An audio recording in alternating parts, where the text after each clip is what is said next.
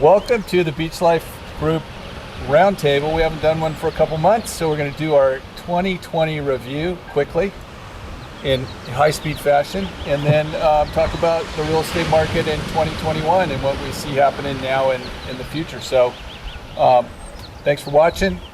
Who's here with me anyway? Hi, I'm Chris Erickson. I'm Cassidy Lewis. And I'm Loren Sanders with the Beach Life Group at Compass. What's your word for 2020? Adaptability, yes. Very good. Yes. I like that. We had to be very adaptable this year, kind of through everything. So, Yep. Staying at home, working, changes, everyone. So, Yep. yeah. Where's your office? Everywhere. Well, it's in the corner of my bedroom right now, but. Great word, adaptability. What do you got, Cassidy? My word is help. Help? We got to help a ton of great people this year in a very odd time. Yeah. And a lot of people still had to move. So Yep. got to help a lot of good people.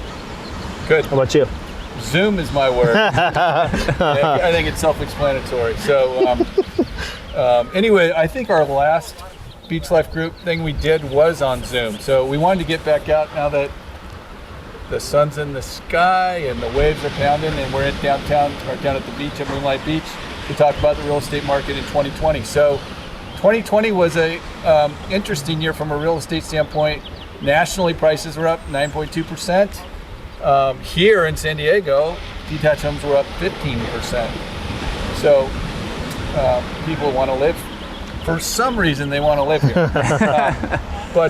And you know, real estate's local, so we're going to talk a little bit about national and local. So, what did you guys? What was interesting to you guys about what you saw happening in the real estate market in 2020?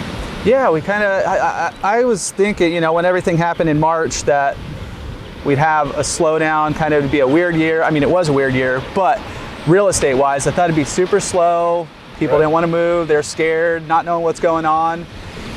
And that happened for 2 to 4 weeks. Yep. And then you start, you know, people are out there looking, you know, there's a lot of competition on the houses.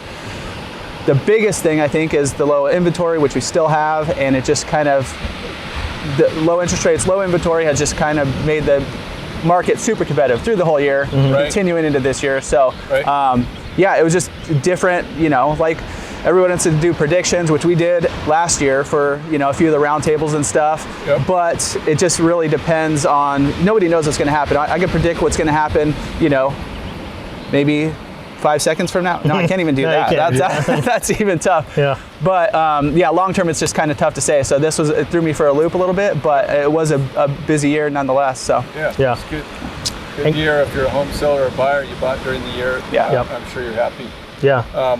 And I think just kind of adapting to, you know, obviously there's new rules about, you know, disclosures we have to sign for showings, and we're all wearing masks and hand sanitizing and washing hands and all that. Yep.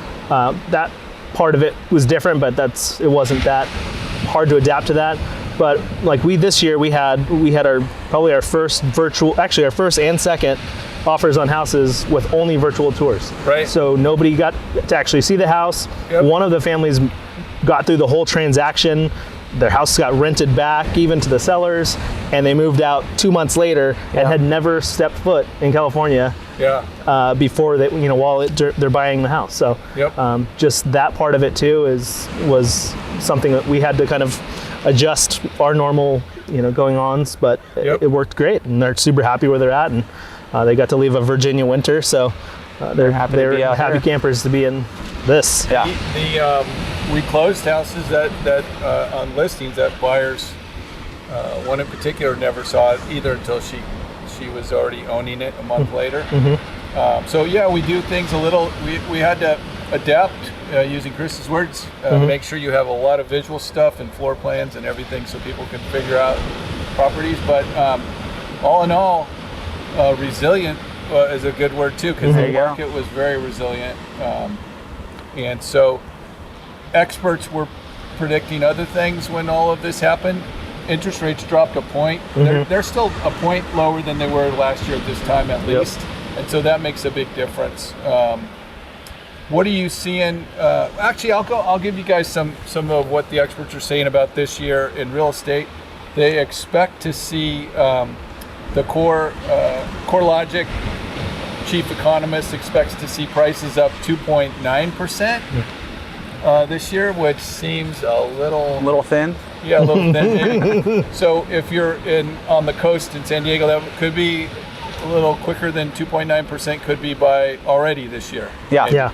That's what I was going to say. Yeah. Could be weekly or monthly. Who knows? Yeah. You know? Yep. Maybe So- March 1st, 2.9%. Yeah. Right. We'll say that. Well, I think, and so we had low inventory last year. We had about 3 months or so supply, and then by the end of this year, we had about a month or so supply.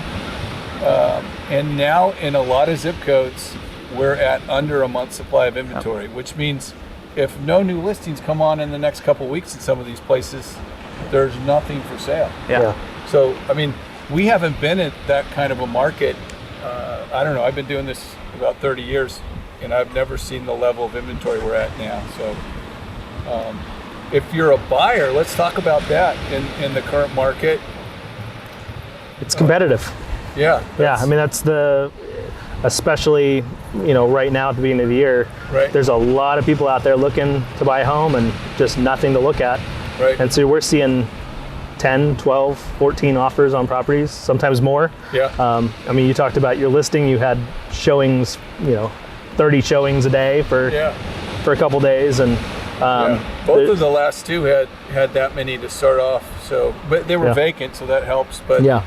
But that's, we're seeing that kind of across the board. There's just a lot of competition. Right. Which... It's weird. We're hopping on these Zoom calls with, there's a lot of people, if you read news, a lot of people relocating out of California, but we work with a lot of people relocating back into California. Right. So we'll hop on Zoom with them, bring up the maps, bring up all their profile.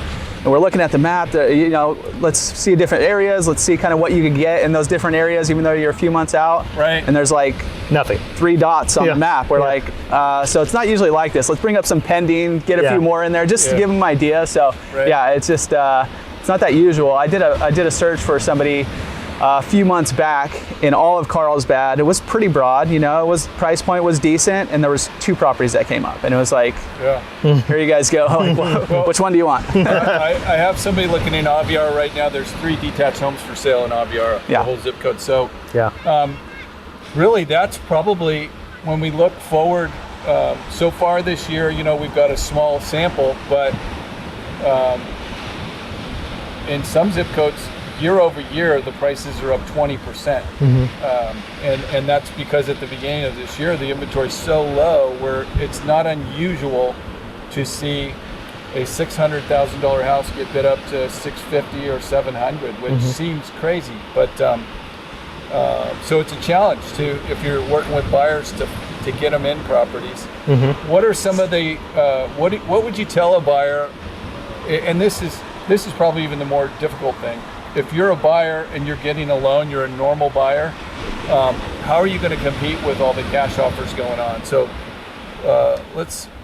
what are you doing to set expectations for home buyers, especially first-time home buyers nowadays? Yeah, mainly there's going to be competition, and just making sure that they know that right up front. Right. There's a good chance you're not going to get the first house, maybe not the second, maybe not the third or fourth.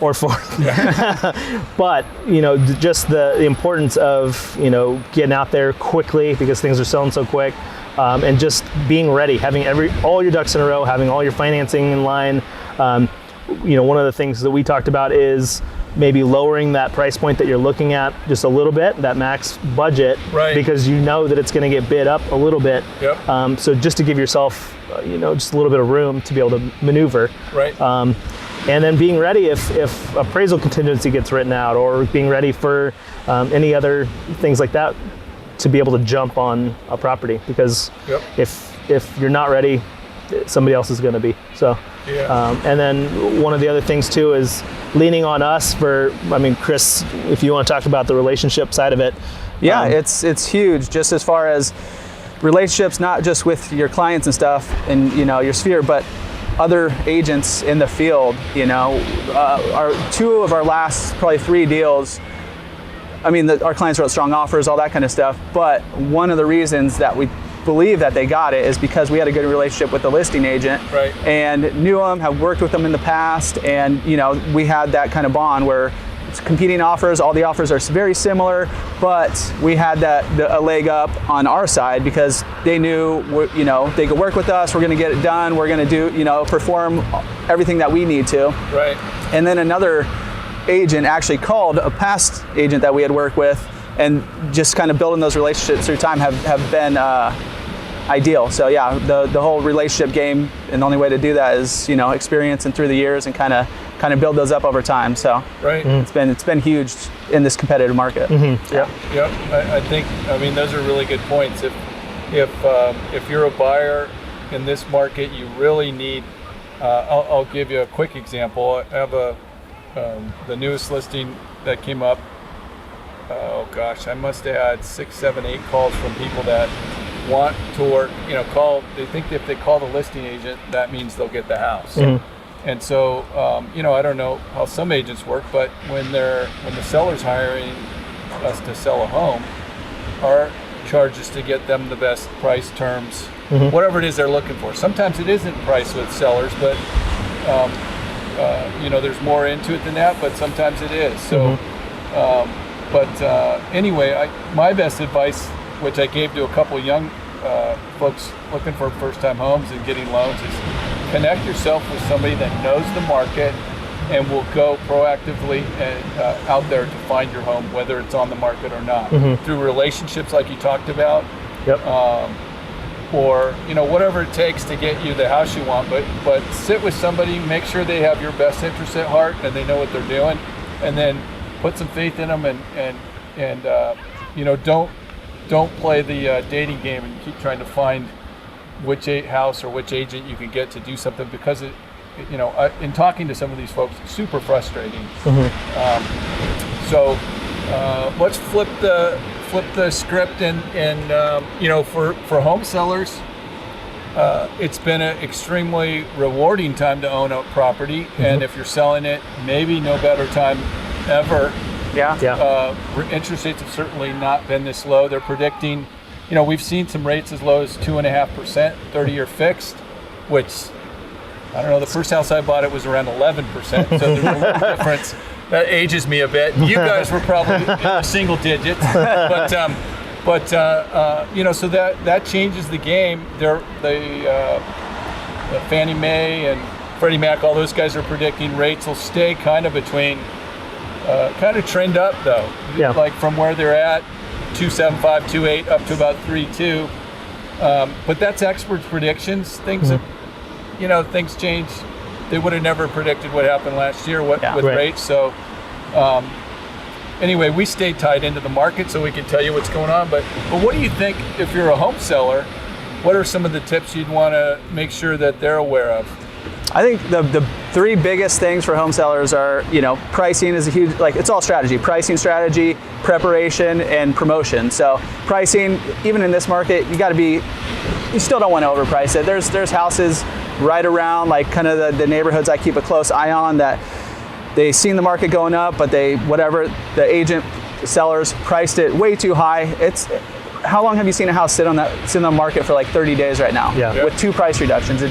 So obviously pricing is still super important, but even more than that, preparation, getting the house ready for the market and getting it, squared away. Even in a super competitive market, you still want it dialed in so you do get all the buyers when they come in, they see it, it's looking good. Even you can put in little stuff, some flooring, some paint, just to kind of, the houses that are dialed in right now are going for super over. Everything sells at the right price. But if you're looking for max price, just putting that time up front, depending on how long, what you need to do, lean on your agents, your experts to kind of guide you through that, what's going to give you the most money on the back end. And get that house ready. So when buyers show up, they're like, let's do it, let's write right now. So I think preparation is huge, even in today's market. And don't let, if you've been in the home and you don't, whatever's happening in the economy, you don't have a bunch of extra cash to put some money in your home. As long as you've got equity, pretty much, we've got a program, Compass Concierge, where it's like borrowing money from your uncle or something. If you need 10 grand to fix your house up, you go through the process, borrow 10 grand and you pay back 10 grand. There's no fees, there's no upsell, no nothing. The goal is to help you get the maximum amount for your home. So Compass has put this program in place, and we used it a number of times last year, and to help people maximize their equity. Yep. And so that's a great point. Yeah. The other thing, if you're a seller, let's say, because I think part of our inventory problem is in the study or research I've done is, there's about a third of the people that don't want to sell. They would normally sell, but they don't want to sell now because of the uncertainty of what's going on in the economy. Yeah. And then there's about another 20-30% that COVID, they don't want to sell because of that, rightly so. They're not sure what's going to happen. And so, the inventory levels have kind of shrunk because of that as well. So what can we do to help people that actually need to move but are concerned about COVID? There's some things we can do to help solve that for them. Well, I mean, we're, just like we talked about earlier about us showing houses, getting ready for listing a house and having those concerns is the same thing. It's a lot of just reiterating that we're going to be diligent about people, wearing booties or taking shoes off, hand sanitizing as they go in, making sure that everybody has the right paperwork done, right. And making sure the masks are worn at all times, and then also helping. Especially if somebody doesn't have the ability to do it themselves, after a whole day of showing, helping clean surfaces and knobs and door handles and all that. Right. So those are like some of the main things we can do. Also kind of putting together a plan, like you said, there's 30 or 20 showings in a day, making sure that you can set something up like that, because it's only going to take a couple of days to sell in most cases. If you're priced correctly, at least right now, because of the low inventory, you're going to be sold pretty quick. The last couple that I put on each had 30 showings or so the first day, and they're vacant, so one right after the other, scheduled with all the paperwork and stuff. But and so then you have a number of offers to choose from. There's another thing I did last year for a couple that didn't feel comfortable with the whole situation, and what we did is get everything set up, did video, did full motion video, did floor plan 3D, all that kind of stuff, and then set it up so it was kind of a premiere on the home. So the first showings were the weekend, and just said, hey, go somewhere for the weekend, and we'll have the house, and you won't have to interact with anybody, and then by the time you come back, hopefully we'll have a few offers to look at. And that one, those kind of things turned out well too. So anyway, I think it's going to be an interesting year again, because of the inventory levels and the interest rates. But I guess 2 points I would make is there probably has never been a better time to sell your house. And this is going to sound funny too, but if you're a buyer long term, there might not have been a better time to buy interest rate wise. So your monthly payment that's tied to a 30-year fixed rate will stay constant, for the next 30 years if you're there. And so keep that in mind. What other last parting, I'm going to go jump in the water. what are the things you guys think I just want to get across to folks? I want to piggyback on Chris's condition point, just because we had buyers just a few weeks ago that are in escrow now on a property that missed out on one that was just dialed in, like the completely, not even completely updated, but just clean and staged and just looked great. And they got 14 or 15 offers, and it went for a crazy amount above list price.